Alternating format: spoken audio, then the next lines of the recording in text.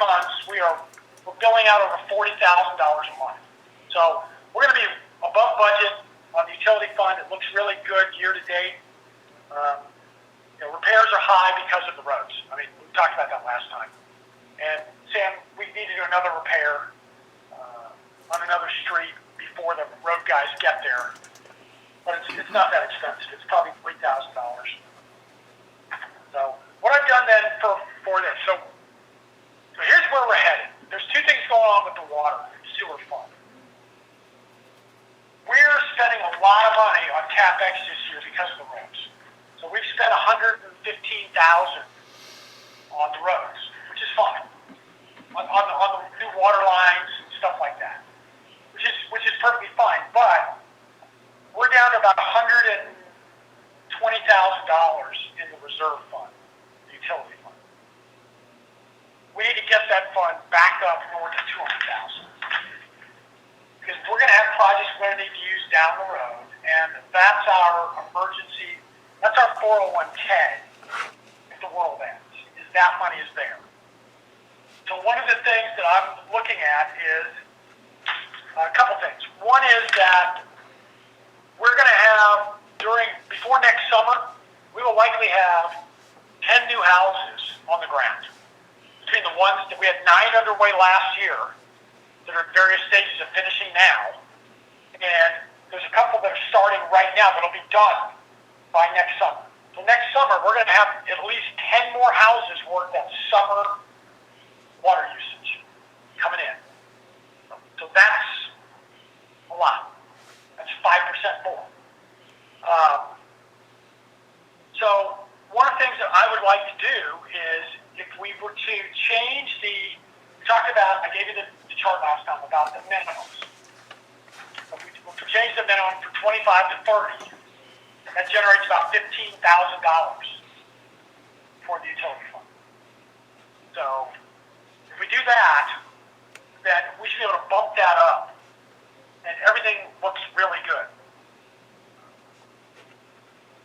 And what that'll do then is, you can see, that'll increase our operating surplus by a lot.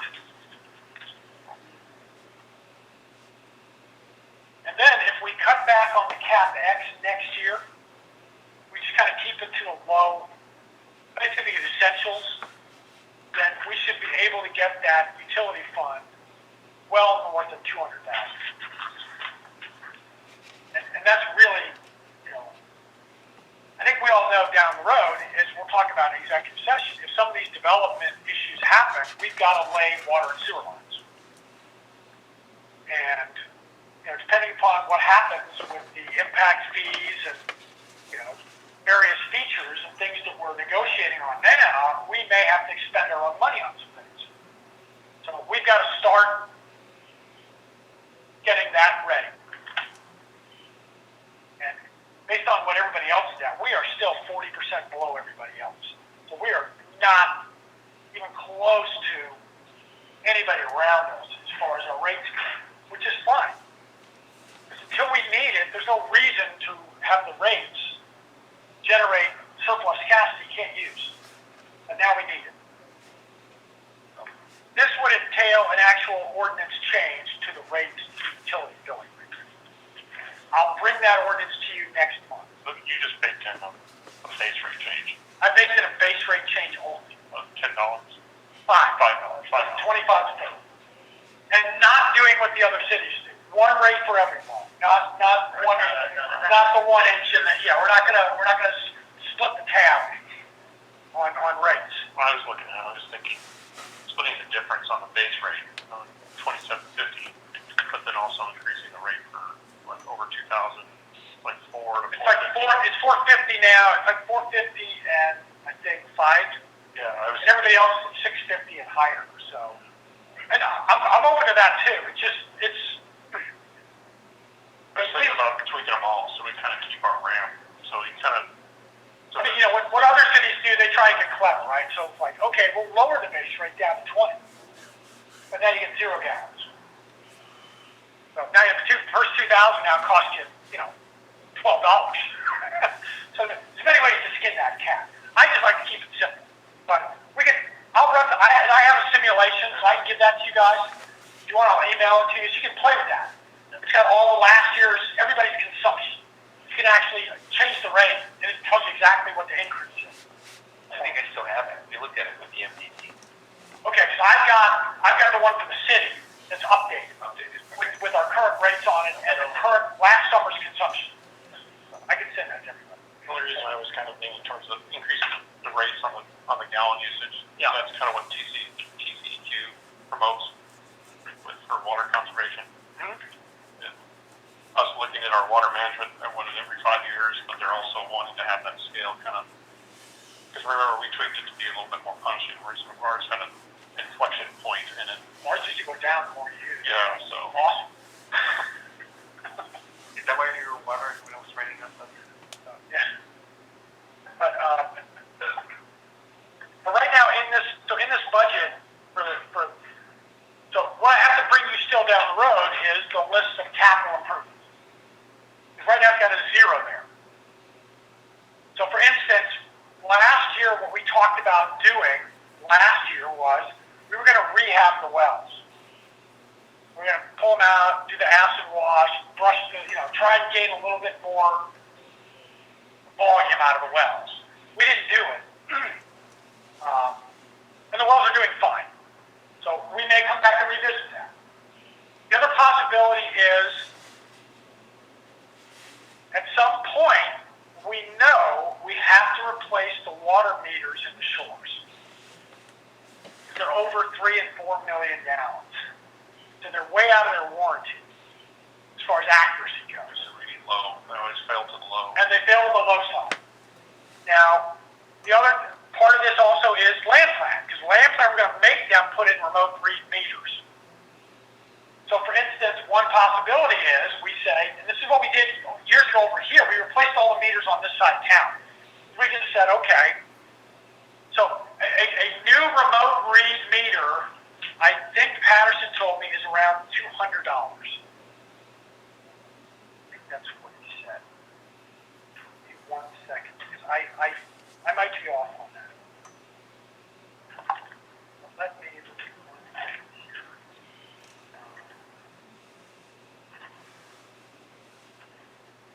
Daryl, fill the void. We don't mean singing Dan. I was trying to remember what the core name guy told me, but it seems like it was around there. Okay, so according to Mark Patterson, to get basically a 1-inch remote read meter, not just the meter itself, would be between $180 to $200. So, if let's just say that Sam installed, because we need a new curb stop and you need a new gasket. But let's just say we could get it all installed for $400. Okay, we've got about 100 houses in the shores. If you just said, let's just do the shores right now, you're talking about $40,000.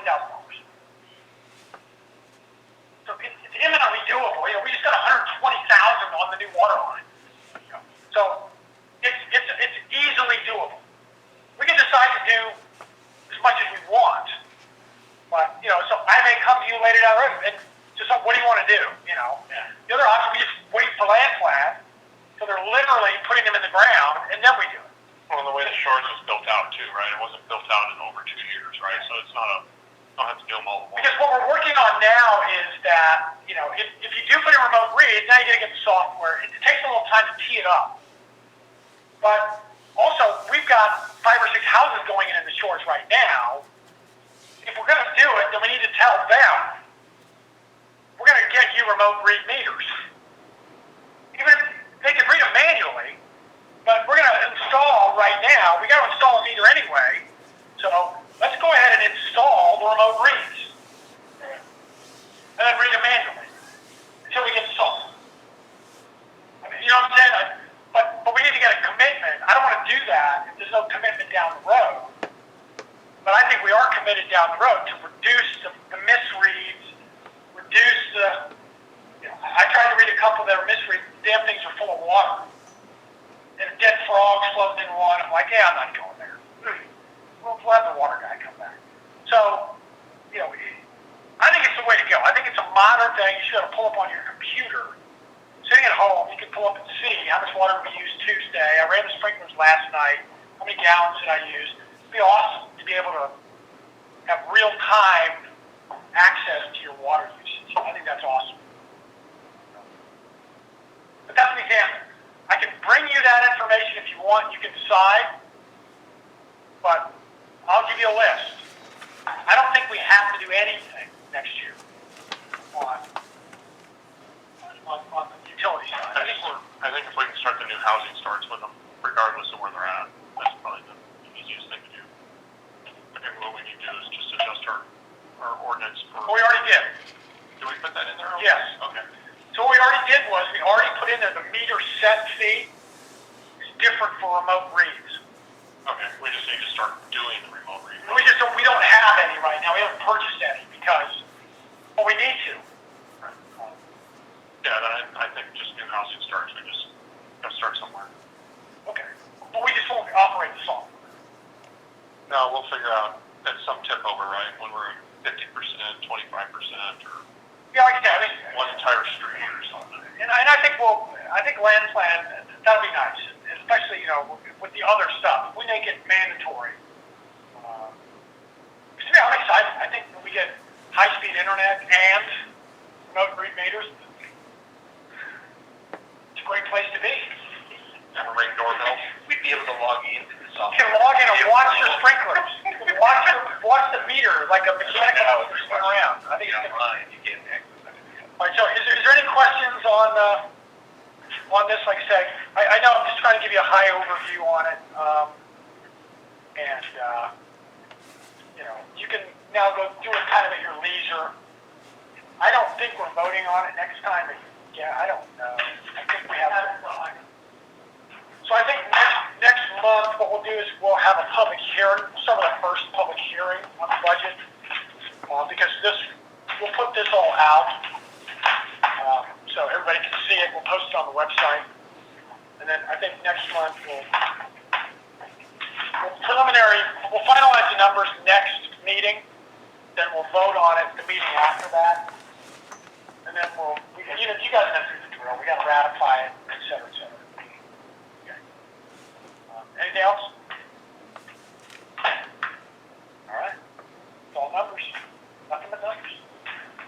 All right, then we are going to go into executive session. We're going to go into executive session. The court's section code 51001. Town council recess in executive session. Discuss the following: tax government consultation with town attorney on a matter which the duty of the attorney of the government body with special conduct, state board taxes clearly conflict. 51072 to win deliberations about real property regarding CNO Ventures sanctuary and sensitive code. 51087 to economic development negotiations regarding Sam Hill and Sunset Cove and Sanctuary, and we are in executive session at 8:21. Goodbye.